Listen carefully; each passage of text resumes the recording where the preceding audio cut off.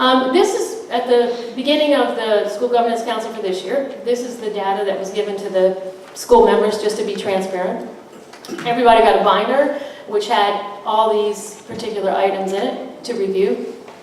Reviewed all these items in the binder and decided on what they wanted to focus on for this year. The objectives for 2012-13 we looked at, we wanted to update the bylaws to make sure we're all set with that. We also looked at the school compact to make sure that that was what we wanted to go forward with. The biggest task for this group is going to be the parent-student handbook, because we have teachers and parents represented on the council. We needed to update that handbook to reflect what's going on in Northeast. Also, we wanted to promote the 2013 climate survey, because it was so low, it was noticeable that only 32 parents participated in the climate survey, so we wanted to make sure we do some kind of campaign to increase those numbers. And we also want to talk about how ways we can really look at learning at home, not just in school, but what students are doing at home. These are the early impressions of the effectiveness. The benefits are working with parents, teachers, and community members are all working together and looking at how we can increase student achievement in NES. I think parents gain a better understanding of the school needs. And teachers are there, so they're participating and they give their view on what we need to do in the school. Everyone learns, and we all pull together at that point. It is a big group of people, and we do have a lot of discussion, and we work together. The challenges are scheduling the meetings time to suit everyone. We decided to basically, the next meeting is always scheduled at the meeting that we're at. So at the end, we all look at our calendars, and we decide on the next meeting time.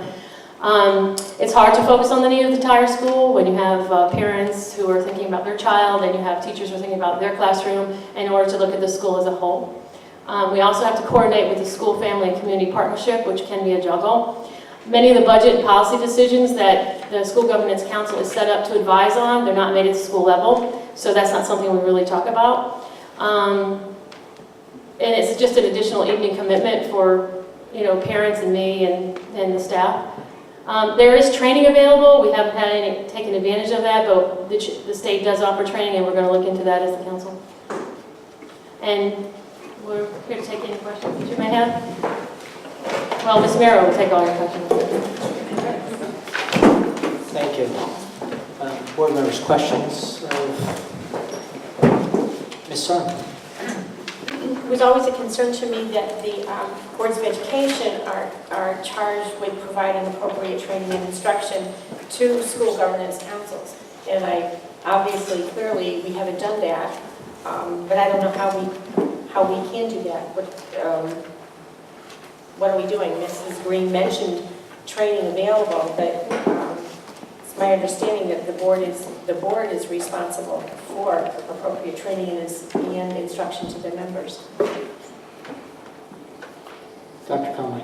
Well, the board would do that through administration, and training is available through the State Department of Ed and family community partnerships and all of that. So we haven't looked into that. Right, we work with Judy Carlson of the state, and she can provide us training. We're looking into that because they are all day Saturday.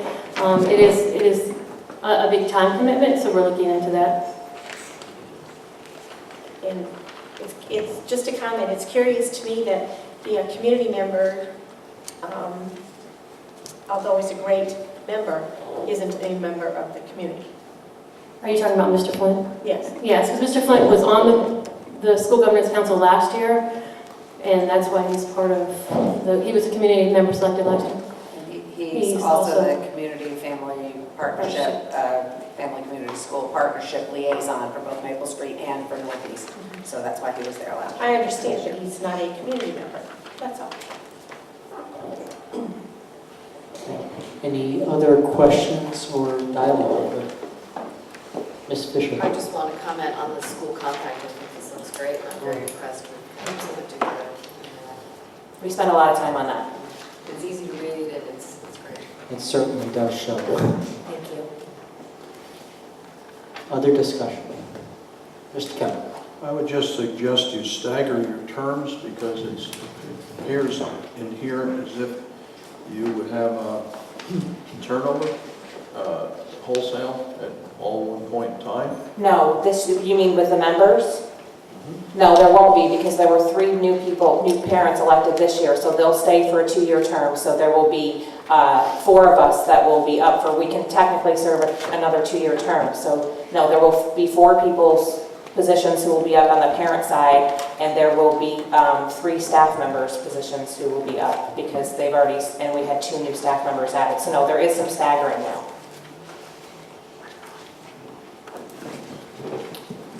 Other discussion? Seeing none, thank you very much for your report this evening.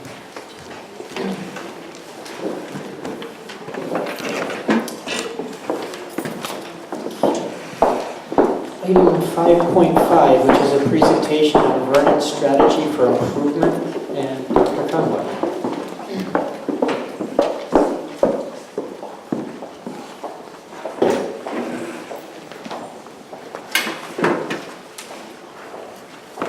Thank you, Mr. Hill. This will be another moment on the screen. Just for your information, the software or that this is done on is called Prezi, P-R-E-Z-I. And so it's a PowerPoint on steroids, I guess is the way it's been explained, is that it's a very powerful tool. Mr. Cannon, you're going to have to take the top off. All right, and if you recall, the board's professional growth opportunity last year with Mr. Costa, Jonathan Costa, he used a Prezi for your presentation. So will that go to the first place? Okay, it will, on the right? There we are. So I'm going to go through this very briefly. The staff heard this, probably took about half an hour or a little more. There were 2 points. I presented this to our entire certified staff on Friday the 15th of February, when it was a full-day professional growth opportunity for teachers. And there were 2 points that I was making, and that was to reiterate our belief that you get more done with collaboration than isolation. And so talking about our teams and what we do in teams, we look at data. If we have 45 minutes, the data takes 5 minutes. The rest of it is, what are we going to do with that? What does it tell us? What strategies are we going to use? How are we going to measure it, etc. So there are a lot of pieces to teams. And then the second was, what are those things that should be happening in our classrooms every single day? What should we see across grade levels? So I'll go through this as quickly as I can. This was the graphic that we've used for our presentation.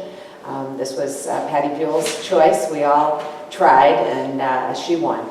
So you can see that that's our tower, and we're looking right at the base, obviously, is our board goals. You know the board goals very, very well: family and community, academic achievement, and our environments. So, but then, of course, our core values and beliefs. You know that every single school has core values and beliefs, or mission, and this is what they look like. There's the high school, and you can see on that window, this is called our core values and beliefs. And the high school very nicely has those 3 ideas embedded in them: respectful environments, high academic standards, and safe environments conducive to learning. So all of those are reiterated and quite in line with the board's goals. In addition, on the bottom there, you can see there are learner expectations. Those learning expectations are really K-12 expectations. And again, it's responsibility, respect, and compassion. I was delighted to see the word compassion in there. Using tools to access, evaluate, and apply information, solving problems, and communicating clearly and effectively. Those are things that we want all of our students to be able to do when they graduate from Rockville High School, or from the Vernon Public Schools is really where they're graduating from. So we go up, and how do we do that? Obviously, you've heard me say a million times that it's a high-quality teacher that has the most effect on a child's learning. And second, it would be a high-quality administrator. And how do we get those? 2 ways. One certainly is hire right, so recruit, retain, and grow the best. And secondly would be recruit, retain, and hire the best, and then grow the very best, growing teachers professionally, and that's how we do that. So professional learning is very, very key. Parts of that would be, we have a new teacher evaluation model next year. It's very challenging, very rigorous, and we are adopting that model for next year. And also that ongoing job-embedded professional development. You know, we have put a lot into our teacher coaches, our opportunities for teachers to learn individually. We've given time. We asked the board for those 5 early dismissal days this year so that they could truly grow professionally. So we have given lots in terms of that time. So collaborative teams, as I said again earlier, isolation is the enemy of improvement. That's Richard Elmore's favorite statement from Harvard. And so we really need to work in our collaborative teams. You've possibly seen this graphic before. Those are our 3 tiers. The senior leadership team is the team that makes decisions for the district. Building leadership teams, there are 7 of those, 1 in each school. They make decisions for the building. They need to be empowered to make those decisions for the building. Principal is just a member of that team. And then grade level or department teams is the 3rd tier. So whether it's a grade level at an elementary school or a department at the high school. So again, these are all, the teams are part of our theory of action about how we get things done. Teaming is absolutely key. During those team meetings, we used to call them data teams. I don't care what you call them. You call them data teams, professional learning teams, professional learning communities, collaborative teams, whatever you want to call them. That's the cycle. Sorry, I didn't put it in a circle. But it's reviewing data, setting goals based on that data, plan, implement, and then review the data again. And that needs to be ongoing. We were talking today about how can we ensure that our teachers, some of our teachers only have common planning time once a month and it's after school. We need to be doing this not only weekly, we need to be doing it daily. And that was something that was mentioned by the board earlier in goals this year. And so we are pushing and pushing to make sure that we get that done. Because we believe in that as well. Just glad to have the board support. This is called a dashboard, and it really does kind of look like a dashboard.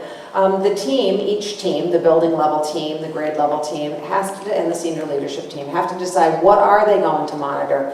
This particular one at Sample High School is monitoring attendance, is monitoring graduation credits, grade point average.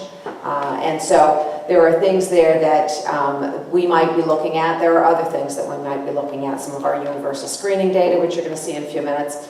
But attendance is always key. And so we have to decide what we're going to do and how that, and then do it at every single level.